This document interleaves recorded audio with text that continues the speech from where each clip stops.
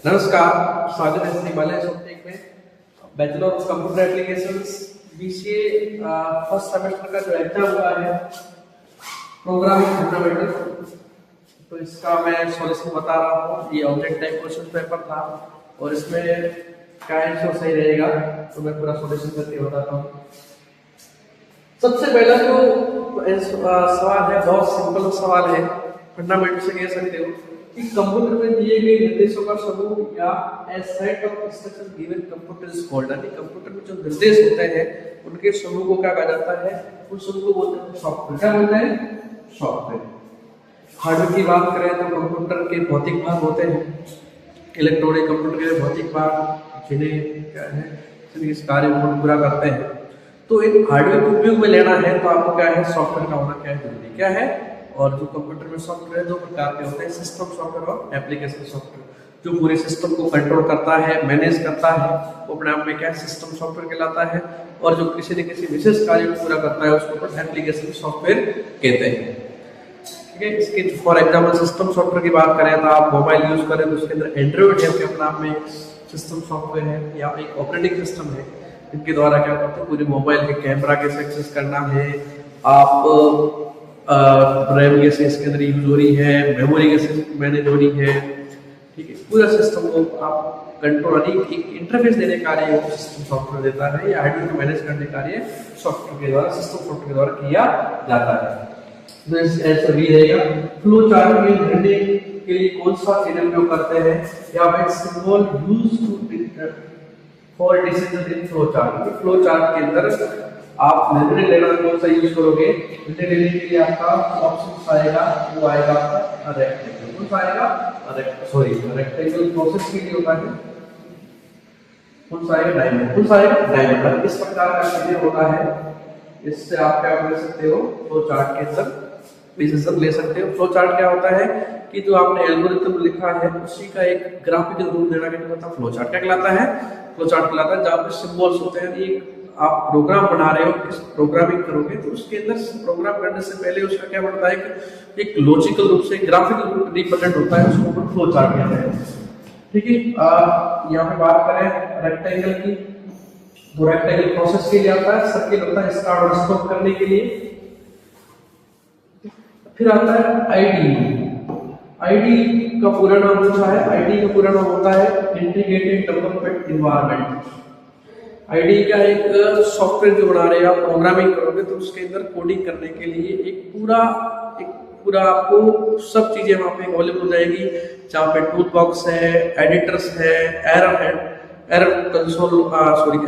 Window है, console window है, इसके अलावा सॉल्यूशन एक्सप्लोरर बार है, प्रॉपर्टी है, सब चीजें एक मिक्स करके एक साथ पूरी, जहाँ पे डेवलपर को जो आवश्यकता है उसके अनुसार पूरे टूल्स प्रोवाइड किए जाते हैं, तो वो कहलाता है आईडी। क्या कहलाता है? आईडी। ठीक है, और आईडी सबसे पॉपुलर है, माइक्रोसॉफ्ट कंपनी का पॉपुलर है। एंड्रॉइड आप प्रोग्रामिंग करते हो, एंड्रॉइड के अंदर एंड्रॉइड स्टूडियो अपने आप में क्या है, आपका आईडी कहलाएगा। फिर चौथा सवाल है रेक्टेंगल सिंबल इन फ्लो चार्ट रिप्रेजेंट, यानी जो रेक्टेंगल है, आयत है, वो फ्लो चार्ट में चिन्ह होता है, किसको रिप्रेजेंट करता है, वो रिप्रेजेंट करता है प्रोसेसिंग। किसको रिप्रेजेंट करता है? प्रोसेसिंग को। इनपुट आउटपुट के पैरामीटर होता है, इस प्रकार का होता है, उसको अपन क्या करते हैं, ये समझौता कह सकते हो, या इंग्लिश में बोलते हैं पैरामीटर। ठीक है, तो ये वाला चीज होता है इनपुट आउटपुट के लिए। जबकि यहाँ पूछा रेक्टेंगल का, तो रेक्टेंगल के लिए प्रोसेसिंग आएगा।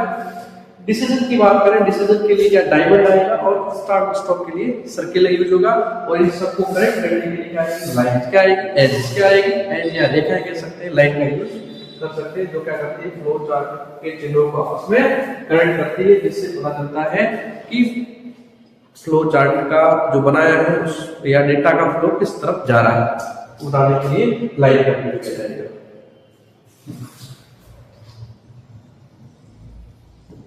नेक्स्ट सवाल है, पांचवा सवाल है, किसी भी sequence of step solve problem is called, यानी किसी भी सीक्वेंस या किसी भी समस्या को सॉल्व करने के लिए, या किसी भी सीक्वेंस को स्टेप बाय स्टेप सॉल्व करना, तो उसको क्या कहते हैं, उसको कहते हैं एल्गोरिथम। क्या कहते हैं? एल्गोरिथम। प्रोग्राम क्या? निर्देशों का समूह होता है, वो प्रोग्राम कहलाता है। ठीक है, और आप किसी प्रॉब्लम को सॉल्व कर रहे हैं स्टेप बाय स्टेप, तो क्या कहलाता है? एल्गोरिथम। क्या कहलाता है? तो बी ऑप्शन सही रहेगा। फिर सी बात फ्लो चार्ट आ रहा, फ्लो चार्ट वही है कि एल्गोरिथम को ग्राफिकल रूप देना फ्लो चार्ट कहलाता है।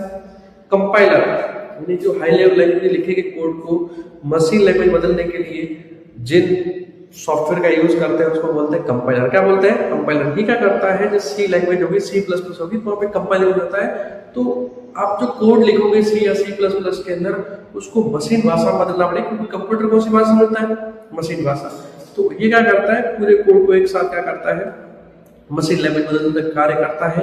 और एक ट्रांसलेटर है। क्या? एक ट्रांसलेटर है जो हाई लेवल को लैंग्वेज को लो लेवल बदलने का कार्य करता है। और इसकी खासियत ये है कि ये पूरे कोड को एक साथ क्या करता है, कंपाइल करने का कार्य करता है। यदि उसमें एरर है तो क्या करेगा, उसको रोक देगा। ठीक है, और इसके अलावा कंपाइलर का की बात करें, इसी तरह कौन सा था, इंटरप्रेटर, जो जावा या पाइथन के लिए यूज होता है, जहां पे कोड को लाइन बाय लाइन क्या करता है, लाइन बाय लाइन क्या करता है, मशीन लैंग्वेज बदलता है। जहां तक उसका कोड सही है वहां पे उसका आउटपुट दे देगा। जैसे ही मैं 50 लाइनें लिखी और 40 लाइन पे क्या मेरी एरर है, तो 39 लाइन आपको क्या देगा, आउटपुट दे देगा, और 40 लाइन क्या कर देगा, उसको रोक देगा।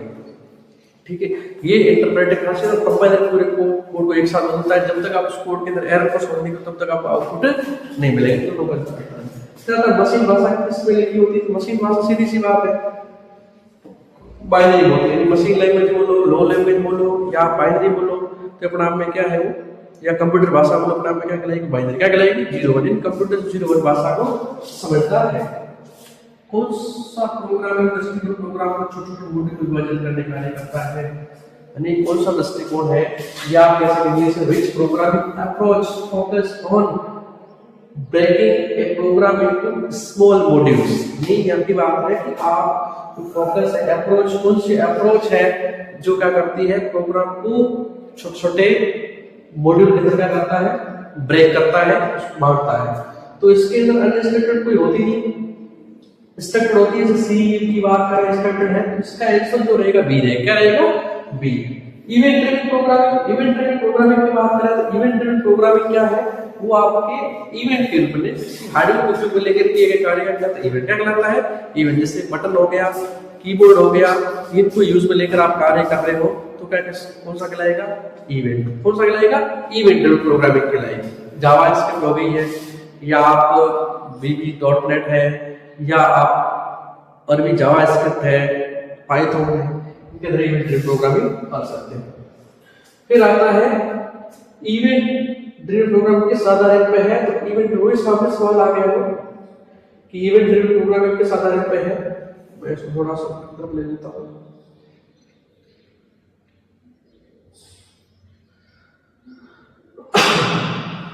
इवेंट ड्रिवन प्रोग्रामिंग के साथ इवेंट ड्रिवन प्रोग्रामिंग सबसे पहले देखते हैं लूप। तो लूप तो आपको पता ही है कि किसी कार्य को बार बार क्या करना है, दोहराना है, तो उसके लिए क्या है, लूप यूज कर सकते हैं। जैसे सी लैंग्वेज की बात करें, फॉर है, वाइल है, डू वाइल है। इसके अलावा बात करें PHP हो गई, या आगे जावास्क्रिप्ट है, तो उसके अंदर फॉर एच है। क्या है? For H. लूप पे आप लूप को यूज कर सकते हो। किसी कार्य को बार बार आपको रिपीटेशन करना, लूप आता है। फंक्शन यानी कोड का सीक्वेंस है, एक ब्लॉक बना के रख सकते हैं, उसको क्या बोलते हैं, फंक्शन कहा जाता है। इसके अलावा इवेंट, इसका जो आंसर है कौन सा रहेगा? इवेंट रहेगा। कौन सा रहेगा? इवेंट। ठीक है, ये भी मैंने आपको यहाँ पे समझाया है।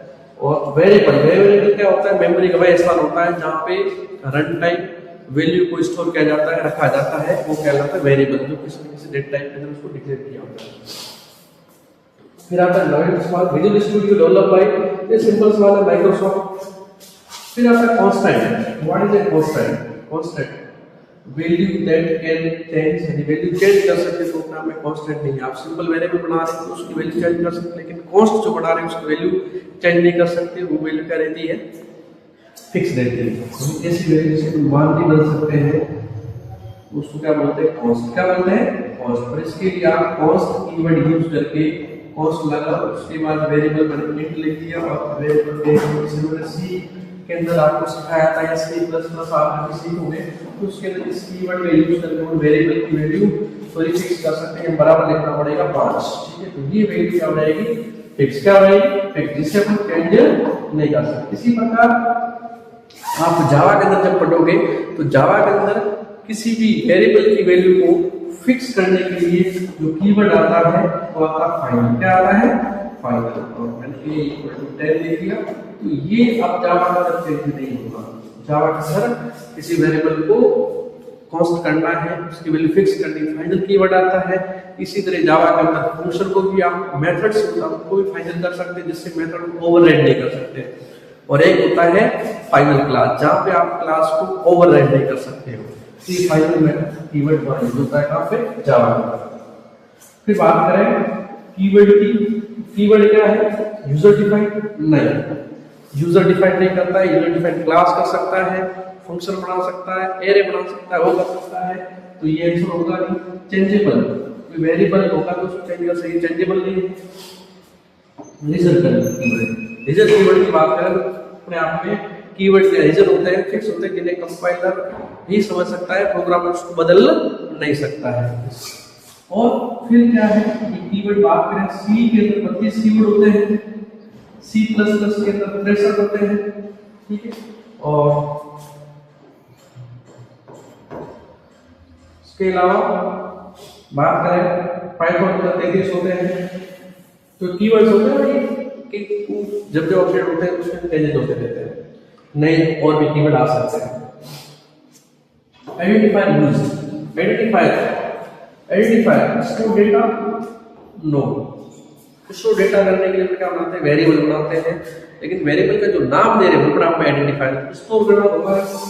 नए प्रोग्राम एलिमेंट्स, यानी तो प्रोग्राम छोटा एलिमेंट यूज करना, चाहे वेरिएबल हो गया, चाहे फंक्शन हो गया, चाहे यूजर डिफाइंड टाइप हो गया, या एरे हो गया, या क्लास का नाम हो गया, वो अपना में क्या है, प्रोग्राम के एलिमेंट्स है। क्या प्रोग्राम के एलिमेंट्स कहलाते हैं।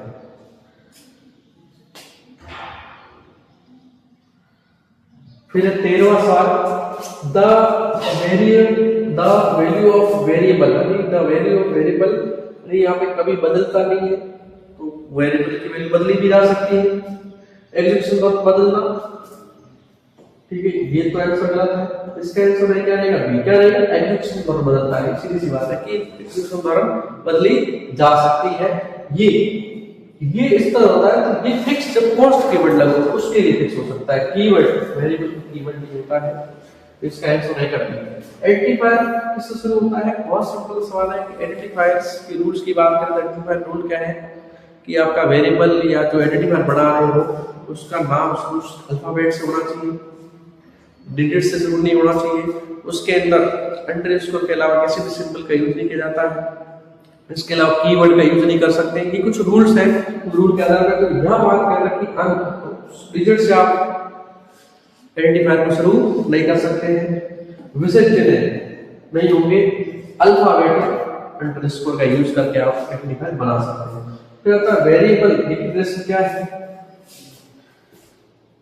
केवल मान देना नहीं, कांस्टेंट का नाम देना नहीं, वेरिएबल का नाम और प्रकार बताना। यानी वेरिएबल वो होता है जो मेमोरी स्थान लेता है और मेमोरी उसकी साइज क्या रहेगी, किस प्रकार की वैल्यू स्टोर करेगा, ये कौन बताता है, वेरिएबल। कौन बताता है, वेरिएबल की डेटा टाइप। कौन बताता है, डेटा टाइप। कौन बताता है, डेटा टाइप। तो वेरिएबल डिक्लेयर कर रहे हो तो उसमें क्या बताओगे, किसी न किसी टाइप बताओगे। दो प्रकार की वेरिएबल, प्रोग्राम में दो प्रकार की होती है, एक होती है इंस्ट्रक्टिवली और एक होती है डायरेक्टली। स्टडी बात करें तो ऐसी लैंग्वेज जो क्या होती है, पहले आपको डेटा टाइप बताना पड़ेगा कंपाइल करने से पहले। जो प्रोग्राम बना रहे हैं उसके अंदर आपको, जैसे ये सी है तो सी कैसे इसलिए तो आपको टाइप बताना पड़ेगा। जैसे ए है तो ए वेरिएबल है, इसका टाइप बनेगा होता है इंटीजर। क्या होता है, तो ये आपको टाइप बताना पड़ेगा कंपाइल करने से पहले। लेकिन एक ऐसी लैंग्वेज जहां पे आप क्या है, यहाँ पे आपने a = 10 लिख दिया तो यहाँ पे आपको इसका टाइप नहीं बताया है। ये ऑटोमेटिक जब रन होगा उसके अंदर जिस प्रकार की वैल्यू असाइन की जा रही है उसके अनुसार उसका क्या है, टाइप बन जाएगा। उसको बोलते हैं डायरेक्टली। फॉर एग्जांपल पाइथन हो गई, पाइथन, ठीक है। और सबसे बढ़िया एग्जांपल पाइथन क्या है, डायनेमिकली। यस, इसके अलावा पीएचपी है तो डायनेमिकली। ऐसी लैंग्वेज जहाँ पे आपको डेटा टाइप बताने की जरूरत नहीं है, अकॉर्डिंग टू वैल्यू क्या है उसका डेटा टाइप हो जाता है, बन जाता है, या उसका डेटा टाइप मेमोरी में साइज हो जाता है।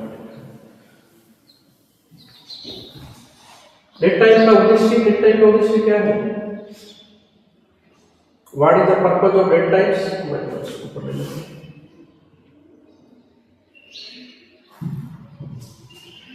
पर्पज की बात करें, निर्देश संग्रह करना नहीं, डेटा का प्रकार बताना सबसे बढ़िया सटीक आंसर जो इसका रहेगा डेटा का टाइप, यानी डेटा किस प्रकार की वैल्यू स्टोर की जाएगी वेरिएबल के अंदर, वो कौन बताता है? Data type. कौन बताता है? Data type. मुख्य रूप से डेटा टाइप होते हैं आपके दो प्रकार के, प्रीमेटेड डेटा टाइप और नॉन प्रीमेटेड डेटा टाइप या यूजर डिफाइंड डेटा टाइप कह सकते हो। इसके अंदर भी क्या अलग अलग है, नंबरिकल डेटा टाइप है, कैरेक्टर डेटा टाइप्स है, डेसिमल डेटा टाइप्स है, बुलियंस है, वो सब डेटा टाइप है जिनका यूज करके अपन क्या कर सकते हैं, वैल्यू को स्टोर करवा सकते हैं।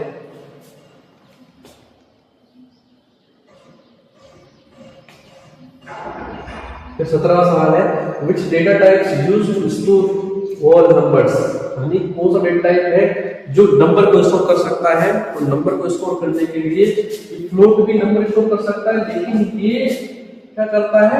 पॉइंटर वाले। क्या करता है? पॉइंटर वाले। यहाँ सच्चा पूर्ण संख्या, तो यहाँ पूर्ण संख्या की बात हो रही है, वो आपका रहेगा कौन सा? इंटीजर। कौन सा रहेगा? इंटीजर डेटा टाइप रहेगा, जहां पे आप केवल नंबरिक वैल्यू स्टोर कर सकते हो। और नंबरिक वैल्यू सिर्फ पॉइंटर में मिला, जैसे ये 10 है, लेकिन इस प्रकार का आपको स्टोर करना है तो आपको फ्लोट यूज करना पड़ेगा या आपको डबल करना पड़ेगा, ठीक है। और कैरेक्टर करना है तो आप स्क्वायर सीएस कोई भी सिंपल वाला स्टोर कर सकते हैं। जैसे मुझे क्या करना है? बी स्टोर करना है, तो ये मैं कैरेक्टर टाइप का यूज कर सकता हूं। किसी भी आपको कैरेक्टर स्टोर करना है तो आप कैरेक्टर टाइप का यूज कर सकते हो। कैरेक्टर टाइप एरे बनाओगे तो आप किसी नाम को स्टोर कर सकते हो। तो यहां पर इसका आंसर रहेगा सी। क्या रहेगा? C answer. Operator symbol are used. Operator है चीजें का यूज कर डेटा को स्टोर करने के लिए, डेटा स्टोर करने के लिए वेरिएबल होता है, डेटा कंपेयर करने के लिए, डेटा कंपेयर करने के लिए, ऑपरेशन परफॉर्म करने के लिए। ऑपरेशन सबसे सटीक जो आंसर रहेगा डेटा ऑपरेशन परफॉर्म करने के लिए, यानी आपको अरिथमेटिक ऑपरेशन करना हो, रिलेशनल ऑपरेटर करना हो, लॉजिकल करना हो, तो ये आपका कौन सा आएगा? ऑपरेटर आएगा। सी लैंग्वेज की बात करें तो 8 टाइप ऑपरेटर होते हैं: arithmetic operator, assignment operator, increment decrement operator, conditional operator, relational operator, logical operator, special operator और बिटवाइज ऑपरेटर हो गएंगे। इसके अलावा एक्सप्रेशन, इसका कॉम्बिनेशन बहुत बढ़िया सवाल है। एक्सप्रेशंस की बात करें, जहां ऑपरेंड और ऑपरेटर के समूह को क्या बोलते हैं? एक्सप्रेशन। क्या बोलते हैं? एक्सप्रेशन आ जाता है ये। जैसे फॉर एग्जांपल मैंने लिखा a 10 + 5 डिवाइड b, ठीक है, और इसको इंटू करके, और मैंने यहाँ पे कोष्टक करके लिख दिया c/b या c/2। ये जो कॉम्बिनेशन बना है, ये जो कॉम्बिनेशन बना है, ये कहलाएगा एक्सप्रेशन। क्या कहलाएगा? एक्सप्रेशन कहलाता है। किस ऑपरेटर की प्रेगनेंसी सबसे अधिक होती है? तो यहाँ पूछा है ऑपरेटर प्रेगनेंसी, और बात करें ऑपरेटर की प्रेगनेंसी या एसोकेटिव, यानी ऑपरेटर किस साइड से सॉल्व करना है और पहले कौन सा ऑपरेटर सॉल्व होगा। तो उसके लिए बात यहाँ पे प्रेगनेंसी पूछे, प्राथमिकता क्या है, सबसे हाई किसी प्राथमिकता जो ऑपरेटर का है पहले सॉल्व होगा। तो जैसे बोर्ड वाला रूल होता है मैथ के, उसी प्रकार यहाँ पे भी प्रोग्रामिंग लैंग्वेज रूल होता है कि पहले ऑपरेटर कौन सा सॉल्व होगा। प्लस यहाँ पे सबसे हाई प्रायोरिटी रहेगी, इसकी रहेगी कॉस्ट कटिंग ब्रैकेट। ब्रैकेट सबसे पहले सॉल्व होगा, उसके बाद इसकी प्रायोरिटी रहेगी, फिर प्लस की रहेगी, फिर लास्ट में रहेगी। मैं यहाँ पे लिख देता हूँ सबसे हाई प्रायोरिटी इस क्वेश्चन के अनुसार, फिर थर्ड और फिफ्थ ये ऑपरेटर है, इसकी प्रॉपर्टी सबसे हाई है इस सवाल के अनुसार। तो चौथा जो ऑप्शन है डी आपका सही रहेगा, पहले ब्रैकेट सॉल्व होगा। बहुत सरल पेपर है। फिर आता है, फिर ऑपरेट प्रेगनेंसी का निर्धारण करती है। ऑपरेट प्रेगनेंसी करते हैं प्रोग्रामिंग स्पीड नहीं, प्रोग्रामिंग स्पीड नहीं है, एग्जीक्यूशन ऑर्डर ऑफ एग्जीक्यूशन, किस क्रम में ऑपरेटर को सॉल्व किया जाएगा उसको बोलते हैं ऑपरेटर प्रेगनेंसी। एक डेटा टाइप दूसरे डेटा टाइप बदलना, इसका आंसर क्या है? बी सही है। एक डेटा टाइप दूसरे डेटा टाइप बदलना, एक डेटा टाइप आपके पास इंटीजर है और दूसरा आपका कैरेक्टर है, तो उसका टाइप आपको बदलना है, चेंज करना है। तो इसको बोलते हैं compilation, debugging, no type casting. दो प्रकार टाइप कास्टिंग होती है प्रोग्रामिंग लैंग्वेज में, implicit and explicit. Implicit and explicit, ठीक है, दो प्रकार की है। ये इम्प्लिसिट होती है तो कंपाइलर सत्य करता है, उसको बोलते हैं इम्प्लिसिट। और एक्सप्लिसिट क्या है, यूजर डिफाइंड होता है, यूजर अपने इच्छानुसार कर सकता है, उसको एक्सप्लिसिट कहा जाता है। तो यहाँ पे आप टाइप कास्टिंग कौन सा डेटा टाइप कन्वर्जन अपने आप किया जाता है, तो यहाँ पे वही सवाल अभी जो मैंने आपको समझाया, कौन सा आएगा, इम्प्लिसिट। कौन सा होगा, इम्प्लिसिट में होगा, वो आपका क्या होगा, ऑटोमेटिक क्या है किया जाएगा, कंपाइलर सत्य करता है।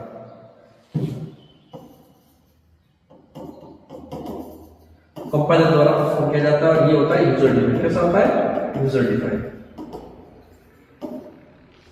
तेरा लेवल कौन सा टर्नरी ऑपरेटर है, टर्नरी ऑपरेटर का आप आगे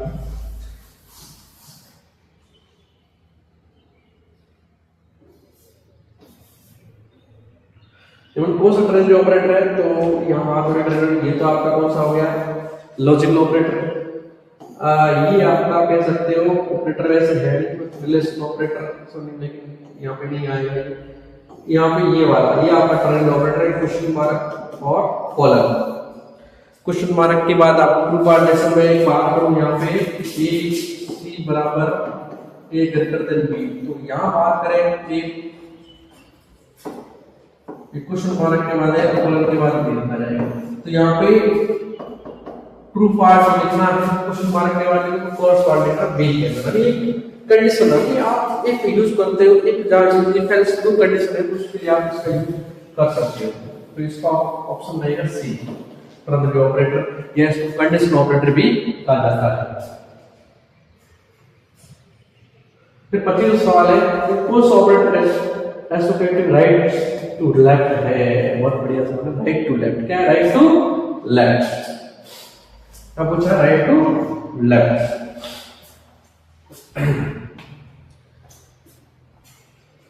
राइट टू लेफ्ट की बात करें तो ऑपरेटर एसोसिएटेड प्रोजेक्शन पूछा है राइट टू लेफ्ट।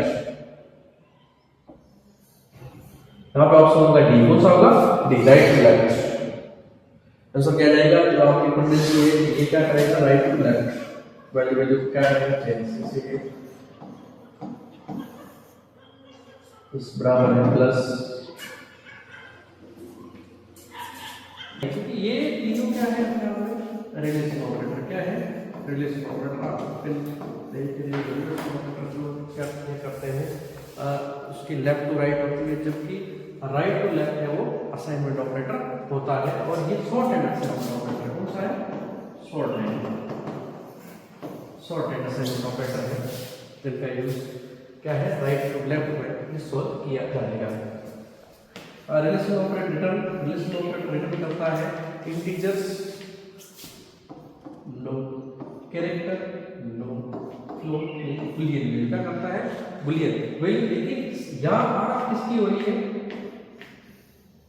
यदि C++ है तो वहां पे क्या है, आपको 0 और 1 करेगा, तो आप कह सकते हो एज ए, आप कह सकते हो इंटीजर। लेकिन यहाँ बुलियन वैल्यू आपको आंसर सही करना है, क्योंकि अपने आप में ट्रू और फॉल्स, क्या ट्रू और फॉल्स, तो यहाँ पे सी आंसर है।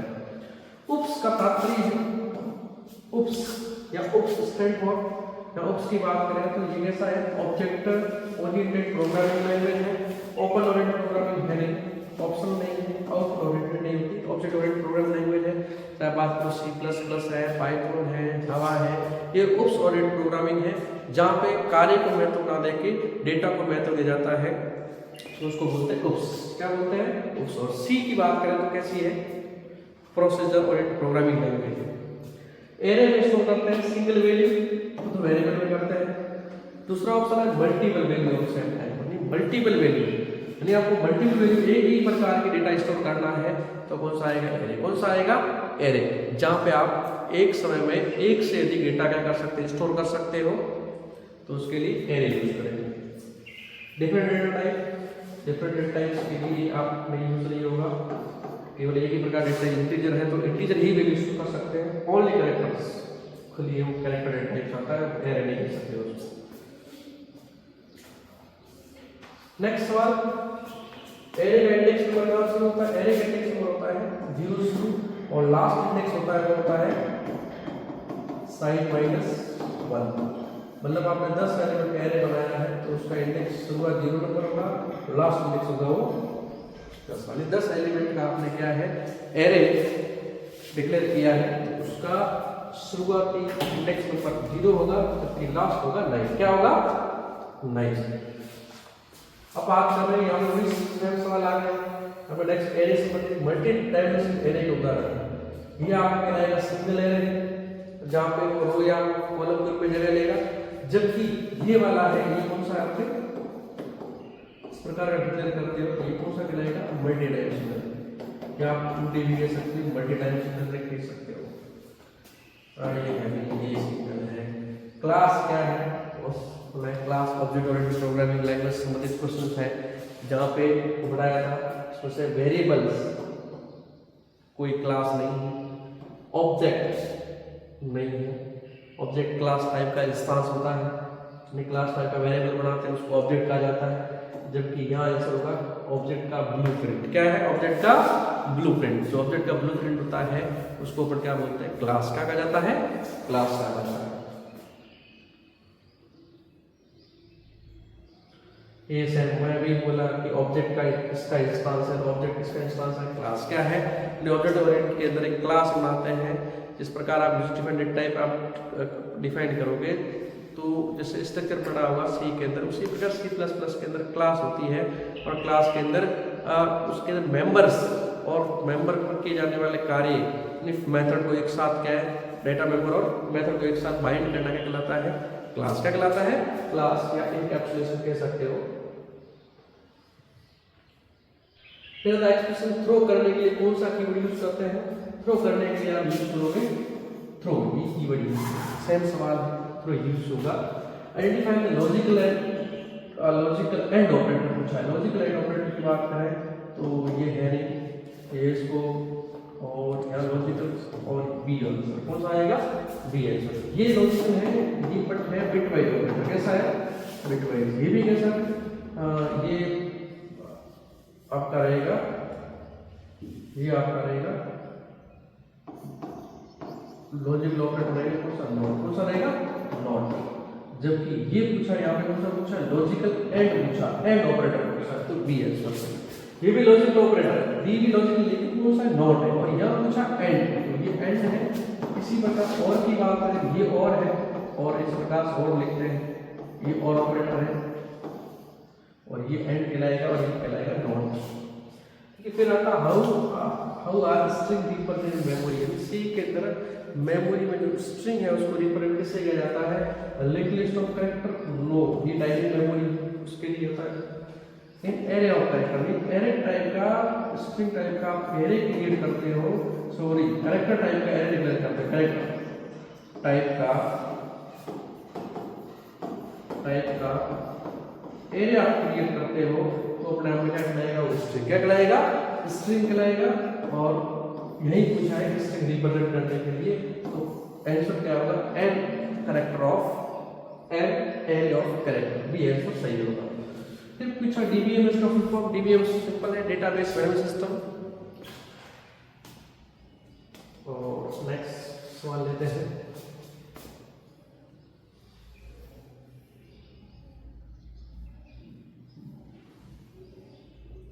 सवाल डेटाबेस स्ट्रक्चर डिफाइन है। डेटाबेस जो होती है, डेटा को स्टोर करने के लिए आप बैकएंड यूज कह सकते हो, या डेटा को डायनेमिकली स्टोर करना है तो उसके लिए डेटाबेस क्रिएट करनी होती है। और डेटाबेस जो डिफाइन करते हैं उसके लिए कौन सा कमांड काम आता है या कौन सी लैंग्वेज आती है, तो लैंग्वेज होगी कौन सी होगी? डीडीएल। कौन सी होगी?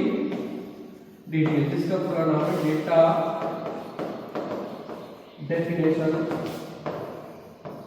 लैंग्वेज। डेटा डेफिनेशन लैंग्वेज जो आपको डेटाबेस का क्या बनाएगा? स्ट्रक्चर। क्या बनाएगा? स्ट्रक्चर बनाएगा। ठीक है। यहाँ पे आपको जो कमांड मिलेगी, क्रिएट मिलेगा, इसके अलावा अल्टर कमांड मिलेगा, इसके अलावा ड्रॉप कमांड है, रीनेम है और ट्रंक है। क्रिएट डेटाबेस का स्ट्रक्चर तैयार करना, ढांचा तैयार करना, क्रिएट कमांड काम आएगा।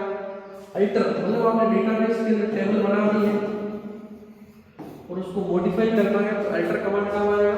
ड्रॉप मतलब टेबल को क्या करना, डिलीट करना डेटाबेस, ड्रॉप, रीनेम ये आप नाम बदल सकते हो। और ट्रंकेट का मतलब होता है कि आप स्ट्रक्चर डिलीट ना करके, स्ट्रक्चर डिलीट नहीं होगा उसके अंदर जो डेटा है वो सब क्या हो जाएगा, डिलीट। क्या हो जाएगा, डिलीट। डेटा डिलीट करने के लिए क्या काम आएगा, ट्रंकेट। आप पूरा डेटा एम्प्टी टेबल हो जाएगा। और डीएमएल बोलते हैं इसको, यहाँ पे डीएमएल की बात होगी है data manipulation language.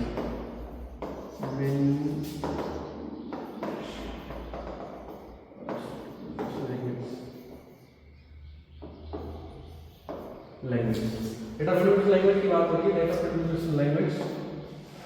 Data manipulation language का होता है कि आप क्या कर रहे हो, डेटा को इंसर्ट करना हो, डेटा को अपडेट करना हो, डिलीट करना हो, रिट्रीव करना हो, तो डीएमएल कमांड आता है। तो यहाँ कुछ स्ट्रक्चर हुई डीएल, इसका आंसर है। डीसीएल होता है डेटा कंट्रोल लैंग्वेज, जहाँ पे डेटा को क्या करना, कंट्रोल करवाना है, किसको, यूजर को क्या करना है, ग्रांट इन्फॉर्मेशन देनी है, किससे रिवोक करनी है, उसके लिए आएगा। टीसीएल होता है ट्रांजेक्शन डेटा कंट्रोल, जहाँ पे कमेंट और रोल बैक का यूज होता है। तो चार कमांड होते हैं एसक्यूएल के अंदर। उसमें डेटा और फंक्शन को एक कार्य को बांधना कहलाता है। डेटा और फंक्शन को एक साथ बांधना, क्लास के अंदर में क्या करते हैं, एक साथ रखते हैं। और इसके लिए जो सबसे बड़ी आंसर है वो होता है एनकैप्सुलेशन। क्या है, यानी एक साथ क्या करना, बाइंड करना, डेटा एंड फंक्शंस या मेंबर को एक साथ बाइंड करना, एनकैप्सुलेशन कहलाता है। एब्स्ट्रैक्शन का होता है, एब्स्ट्रैक्शन का होता है डेटा जो जरूरत है वही रखो, बाकी चीजें क्या कर दो, हाइड। क्या कर दो, हाइड। तो एब्स्ट्रैक्शन कहलाता है। और फिर आता है इनहेरिटेंस, यानी एक क्लास जो पहले से बना रखी है उसको न्यू क्लास के अंदर क्या करना है, बिहेवियर या प्रॉपर्टी प्रदान करनी है, या उसी कोड को रीयूजेबिलिटी करना है। तो इनहेरिटेंस क्या काम आता है, इनहेरिटेंस। यहाँ पे पेरेंट चाइल्ड क्लास होती है। फिर आता है पॉलीमॉर्फिज्म। पॉलीमॉर्फिज्म का होता है एक ही नाम एक ही होगा, अलग अलग कार्य करेगा। बिहेवियर क्या होगा, अलग अलग। क्या होगा, अलग अलग। उसको पॉलीमॉर्फिज्म। एक से अनेक कार्य, उसको पॉलीमॉर्फिज्म। एक नाम कई रूप से ले सकते हैं, ये आगे सवाल को पूछता रहते हैं ना। इसका आंसर होगा पॉलीमॉर्फिज्म। क्या होगा, पॉलीमॉर्फिज्म।